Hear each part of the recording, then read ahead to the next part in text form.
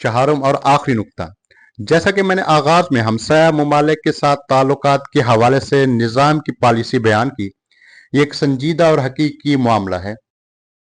हमसायगी के अंसर के अलावा भी कई रूहानी अवामिल मौजूद हैं जो इन ताल्लुकात को मजबूत बनाते हैं, जिनमें सबसे अहम हमारा दीन इस्लाम से मुश्तरका ताल्लुक है। इसी तरह बाद ममालिक में मुकद्दस मकामात की मौजूदगी, दीगर में ईरानियों की रिहाइश और रोजगार, मुश्तरका नस्ल या जबान और मुश्तरका स्ट्रेटेजिक मफादात खसूसन जुल्म के महाज के मुकाबले में शामिल हैं। इनमें हर एक अंसर खुद ही दोस्ताना ताल्लुकात को मजबूत बनाने के लिए काफी है।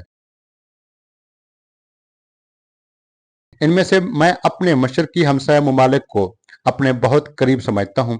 मैं तवील अरसे से पाकिस्तान को एक ऐसा मुल्क समझता हूँ जो हमारे शहीद रहबर को खास तौर पर अजीज था, और ये बात उस वक्त उनकी आवाज के जज्बात से भी ज़ाहिर होती थी जब वो जुम्मा के खुतबात में वहां आने वाले तबाहकुन सैलाबों पर अपने दीनी भाइयों के लिए फिक्र का इजहार करते थे।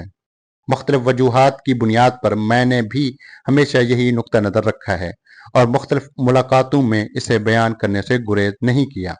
यहाँ मैं ये ताकीद करना चाहता हूँ कि हमारे दो बिरादर इस्लामी ममालिक अफगानिस्तान और पाकिस्तान आपस में अपने ताल्लुकात को बेहतर बनाएं, कम अज कम अल्लाह की रजा के लिए और मुसलमानों के दरमियान तफरके से बचने के लिए, और मैं अपनी जानिब से इस बेहतरी के लिए जरूरी इकदाम करने के लिए भी तैयार हूँ।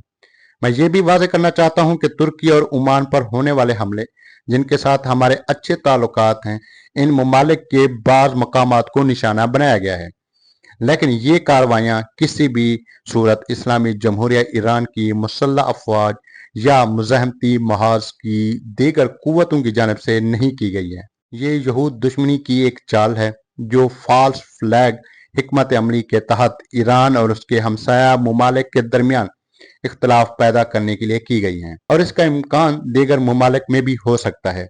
इस हवाले से दीगर नुकात पहले ही मैं बयान कर चुका हूँ।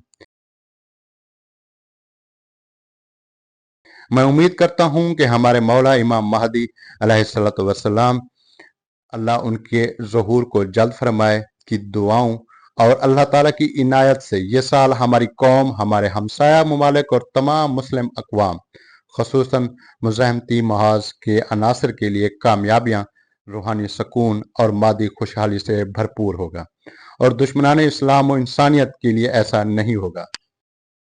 और हमने इरादा किया कि ज़मीन में कमज़ोर बना दिए गए लोगों पर एहसान करें, उन्हें पेशवा बनाएं और उन्हें वारिस बनाएं, और उन्हें ज़मीन में इक़्तिदार अता करें, और फ़िरौन, हामान और उनके लश्करों को उन्हीं के हाथों वो दिखा दें जिससे वो डरते थे। बेशक अल्लाह ताला ने सच फरमाया, उसके बरगज़ीदा रसूल सल्लल्लाहु अलैहि वसल्लम ने सच फरमाया, और हम उन पर गवाही देने वालों में से हैं। आप पर अल्लाह की सलामती, रहमत और बरकतें नाज़िल हों। सैयद मुज्तबा हुसैनी खामनाई। मैं हूं आपका होस्ट अली जॉन। इस वीडियो के बाकी हिस्से आयतुल्लाह सैयद मुज्तबा खामनाई के पैगामात और ईरान जंग पर हक़ाइक़ पर मबनी हमारे तज्ज़िये को सुनने के लिए डिस्क्रिप्शन जरूर देखें। सबसे अहम बात, हमारे चैनल को सब्सक्राइब और शेयर जरूर करें। शुक्रिया।